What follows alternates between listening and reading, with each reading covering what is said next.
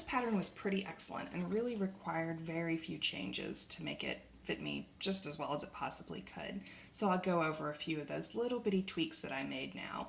And these small changes are the kind of thing that will really make a difference in your final fitting, so it's worth it to take the time to make these little bits and alterations there. The first thing I did was change the underarm size. So it's a little tight there. I added basically about an inch where you can see my finger running there, and that just means I'll be able to lift up my arms a little bit more easily and have a little bit more room in that arm's eye. The other thing that I did was I had to change one side of it because, like most people, my hips are not in exactly the same place. So to alleviate some wrinkling there, we added those little cuts. And then finally I took the tiniest little tuck out of the back.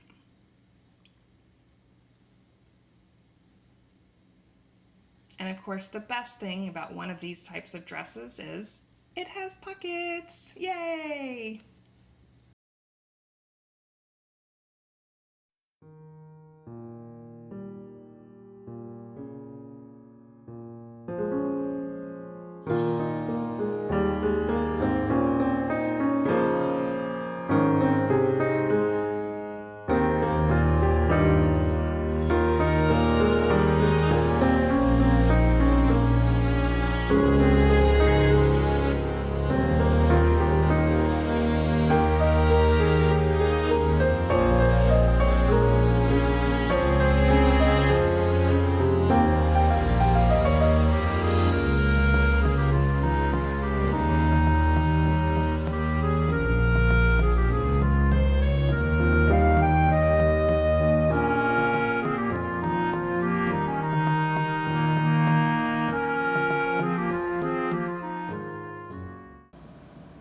So I realized a little after the fact that I haven't actually told you what the end result of this project is supposed to be. I promised that I did not just start cutting apart my Francaise gown without having any sort of plan for what I was going to do. I do actually have a plan in mind for what I'm going to turn this fabric into. So before we actually get on to completing the project, I thought I would tell you a little bit about what's in my head, what my plan is, and talk about some reference materials. Sorry about that. I'm still new to this whole YouTube thing and figuring things out as I go along. So the style of dress I'm making is something called a robe à la Anglaise, or an English gown, or a nightgown, or an en gown. There's a lot of different terminology for it, but the primary design feature is that the pleats that you have on the back of this gown are stitched down. Unlike the original robe à la Francaise, where they were nice and light and flowing in the back, these are actually cut into the body, they fit closely, and they're sewn down. Here is another really beautiful example where you can see those nice back pleats. Now this style of gown takes a lot less fabric than the robe à la Francaise, so since this is what I'm turning that one into, and I was limited with the fabric choices, this is one of the things that helped me form that decision. I also just like this style. It's something I've never done before quite the same way, so it's a nice opportunity for me to try a new style of dress. I'm doing more of a mid-century style gown, so not late 18th century. Typically I tend to do things that are 1770s and 1780s, but this is something I'm going for that's going to be more of the middle of the 18th century, 1750 to 1760s. So some of the key features of this style of gown is they tend to have looser and shorter sleeves. It's hard to see in this image, but her elbow is actually right here, so the sleeve is shorter than her elbow length. You have a lot of volume at the side and not so much volume at the back of the gown. And it's just a really pretty style. I think it's very cute over pocket hoops, and I'll also be accessorizing mine with lots of beautiful frilly, fluffy, lacy things like this one. Here's another example of an earlier style of gown. You can see this one's from the 1730s. Here you have much looser sleeves, very short, and again you can see that she has a lot of fullness on the side there. And here's a really exaggerated idea of that style.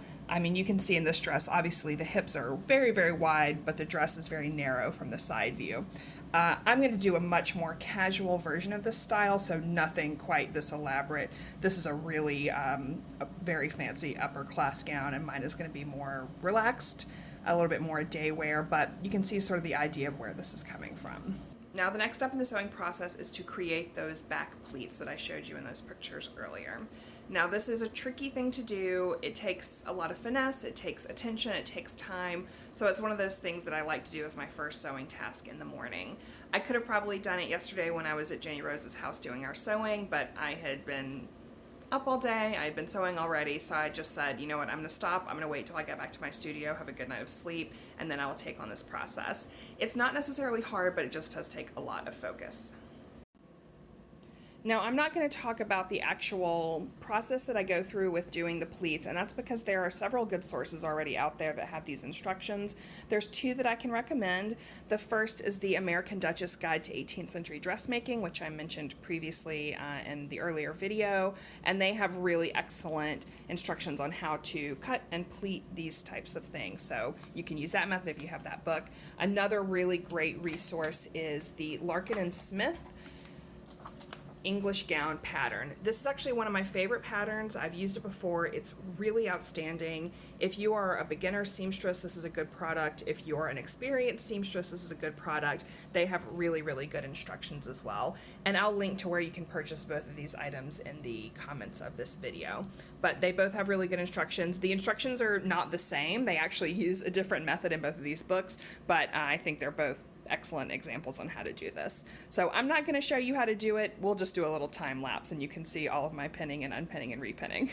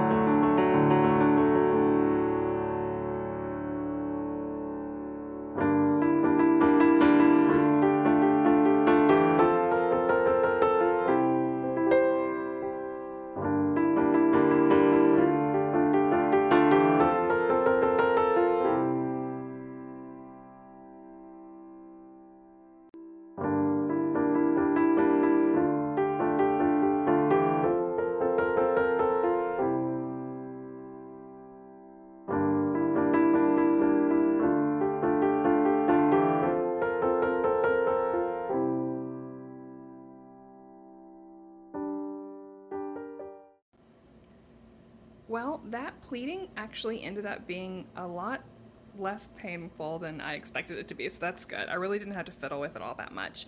I now just have this whole back piece of fabric pinned on my dress form. It's actually pinned over the lining that I cut out just so I could get a sense of where the shoulders are going to hit, how it's going to look. Of course, it's a little bit hard to see now because I don't have the waist cut out or anything like that, but I just wanted to make sure that it looked proper scale when it was on my dress form, and make sure it didn't look too crazy on what it's eventually going to look like on me. I did have one annoying thing happened when I was pleating this out, and that is where the original stitch line for the original Francaise pleats are, they just happen to hit right directly in the middle of where both of these pleats are going to show.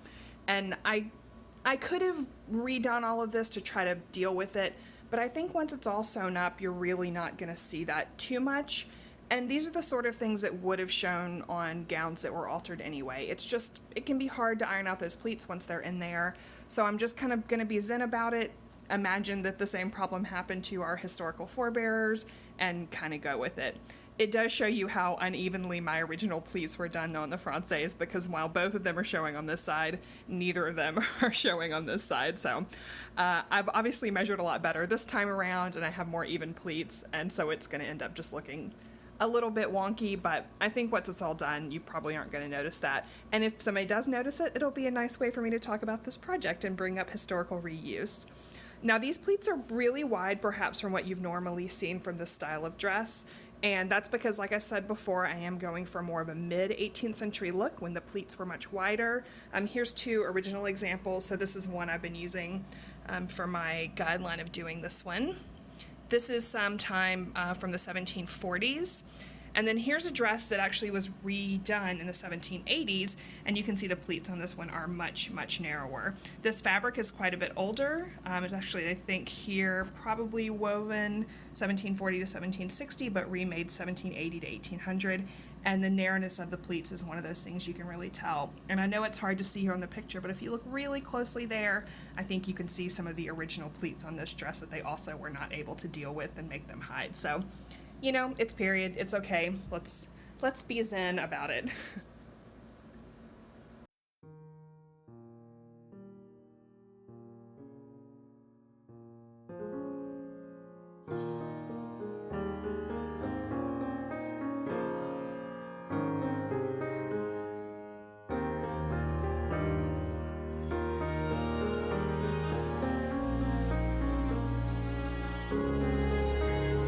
Here's a little pro tip. While you're stitching in the ditch, make sure that you've cleared out extra pieces so you do not accidentally stitch down your shoulder strap to the center back seam, which now means that I have to cut this out and do it over again. Hooray!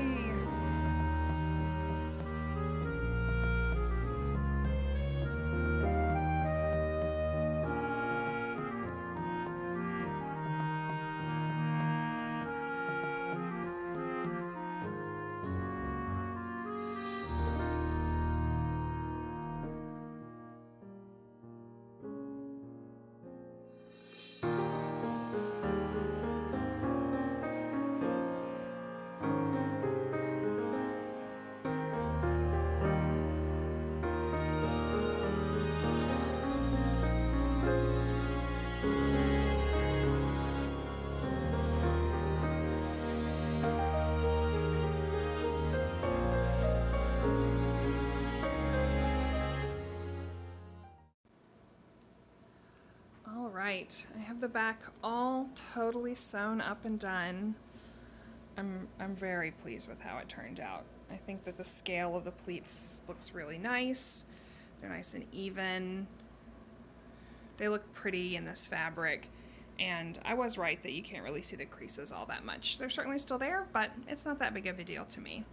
I have discovered a little bit of an issue though, which is that I expected once I had everything pleated up that I would have more fabric left on these side panels, and I don't really have that much.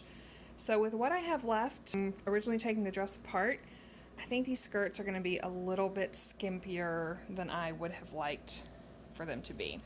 So what I'm going to do now is I'm going to go ahead and pin on the extra piece that I have for the side. I'm going to just very, very loosely pleat it down around these pocket hoops, and I'm just going to take a look and see what it looks like here. So I might have to do some creative piecing to make this happen, but so far, really happy with it. All right, I have this pleated up now, and it looks like our crisis is slightly averted. So once I had it all just roughly pinned together and very, very roughly just pleated in to get an idea of what it was going to look like, this actually, I think it's going to be just fine.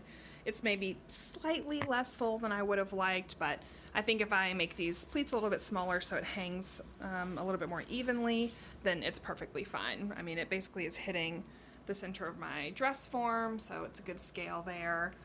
So I think this is going to be quite all right. Hooray, thank goodness.